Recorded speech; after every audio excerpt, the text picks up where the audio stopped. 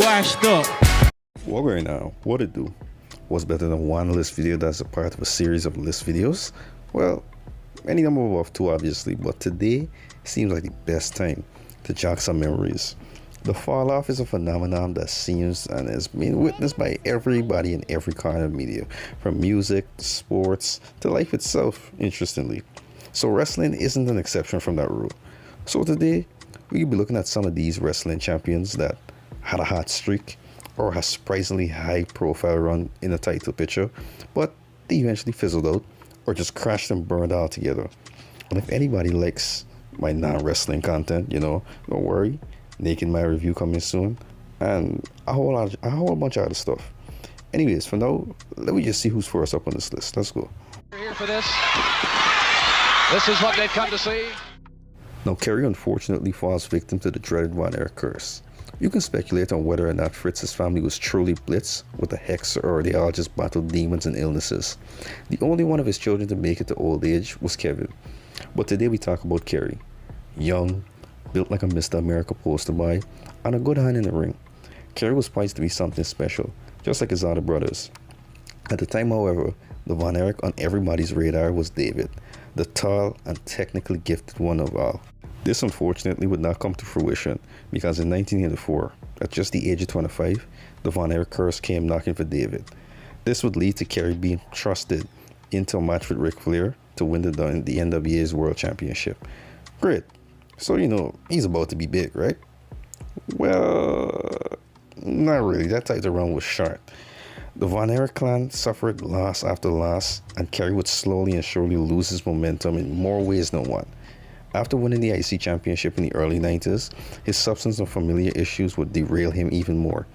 Unfortunately, this would lead to him suffering and then eventually surrendering himself in 1993 at his family's ranch.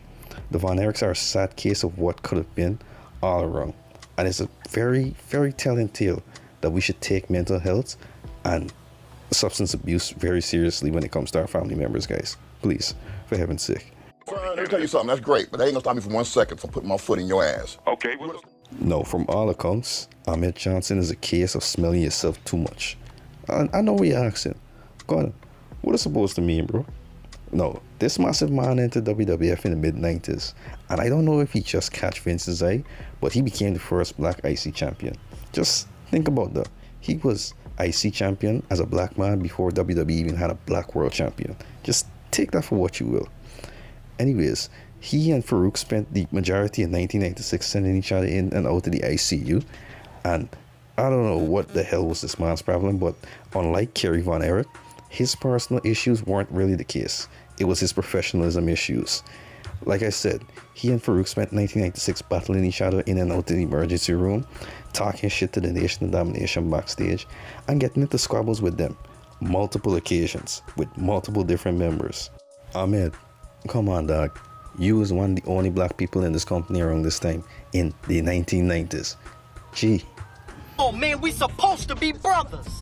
Apparently running his mouth when he didn't need to, like telling somebody he was about to beat Shawn Michaels and become WWE champion when he was only told of a match between the two of them, what's the next problem?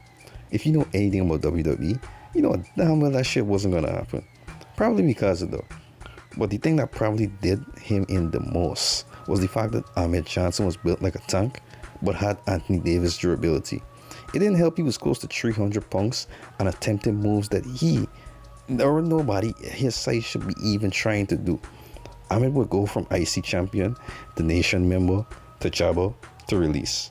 And if you ask me though, I think WWE saw these cutscenes in 1987 and they make up their mind from then. Hey, if you wanna play like that, there ain't nothing between us but air up duty, boy. So go ahead, bring it to him. Celebratory moves. All business. That's a championship air. Now when last year I hear this name, and yeah, AEW fans, I know, he was a part of the big stable recently, but tell me, right, what has he been doing since then? What are you doing right now? Exactly. Swagger was one of them people you'd see in the WWE game, and you'd never want to play as them. You'd be like, oh, I'm glad that they're here, but me want to play as his man. The person you see on TV, even when you were still a stupid child, and you thought that wrestling was real, and you'd never take him seriously. I realize this is turned into a hate video, but Come on now, dog. Y'all know exactly what I'm talking about. You know I ain't lying when it comes to this. And the worst part about this is that the man was a big smiling clown all the live long day until he won Money in the Bank. Then he became ultra serious and, well, this is one of the worst serious faces I ever seen in my life. Cashing in the lamest way possible and becoming one of the worst world champions in WWE history. Oh look, I just got another video idea. I gotta keep them in mind. My recollection of Jack Swagger's champion was the not Elimination Chamber, what am I saying? Extreme Rules, sorry, of 2010 pay-per-view. One, because the cover with Shane was legendary, and two, because I had to either skip this match on DVD, or if I had a remote, I had to force myself to watch Jack Swagger watch. Who the hell he fight in this match?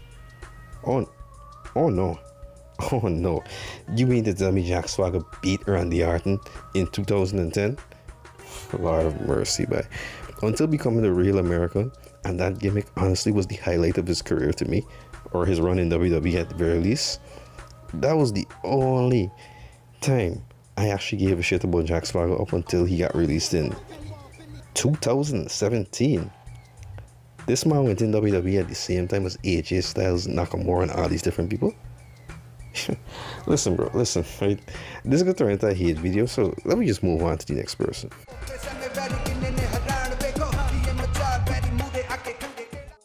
The last time I see Jinder Mahal on TV, he was losing to El Torito in a mixed tag team match. The next time I see Jinder Mahal, I wake up myself a morning after SmackDown just to see this man was he was WWE champion. What? And he beat, oh my gosh, not again, bro. He beat Randy Orton. Brother, what's that? If you'd have told me any member of 3MB would have been WWE champion in less than 3 years' time, I would tell you he's a clown. But even so, the one being Jinder Mahal. But hey, let me just move on, yeah? Jinder lost the belt to AJ Styles, thank gosh. And outside a US title run that did nothing of note, well, he was 24/7 champion. And, well, you know, with him with that bald hair was actually a menacing look and shit. But outside of that, he really had nothing going on, you know? Everything outside that was just a meh. I hope Jinder Mahal doing well, but he is the WWE champion, was as baffling as Jack Swagger's world champion. And both of them did nothing for their careers, in all honesty. $1,000 Mercedes McLaren SLS AMG in the park. Oh boy, oh my god.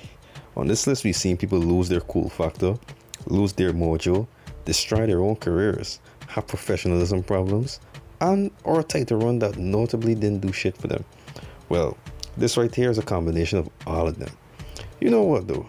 This is not a hate section because Del Rio was actually one of me buys them, you know? No, real thing. Like, I ain't even joking there. I never got the hate that Del Rio used to get back in the days. Sure, I disliked him when he was an ultra heel, but he was just doing his job. That's what a heel is supposed to do. And his babyface runs were hit or miss, but they were decent for SmackDown at the time, you know? But unfortunately, he made this list for a reason. And well, Del Rio is arguably the most successful person on this list. If you ask somebody in 2013 who would have one of the biggest fall-offs in WWE, his name would come last in that conversation because he was priced to win. But backstage problems, a lack of crowd support, directionless booking, getting hired and fired over and over, and a toxic relationship with Paige and some other lady that turned this man into the Mexican Ike Turner. My goodness. But the strangest thing about the fall-off is that during the midst of this, he was still getting great accomplishments. A TNA Global Force Championship, a US Championship run, being the current champion of AAA. But nobody will argue that he fell off. Because let's be real, going from winning the Royal Rumble, being a two-time WWE and World Heavyweight Champion in wrestling, to in front of 80 or about 70-something people you're wrestling for in less than a decade, that's a fall-off, bro. Let me just keep it a stack. Anyways, those are the fall-offs I got for now. Let me know down below who you think should make part 2. But until then, I can see you around. Later down. Young Savage, man, I got my car washed up.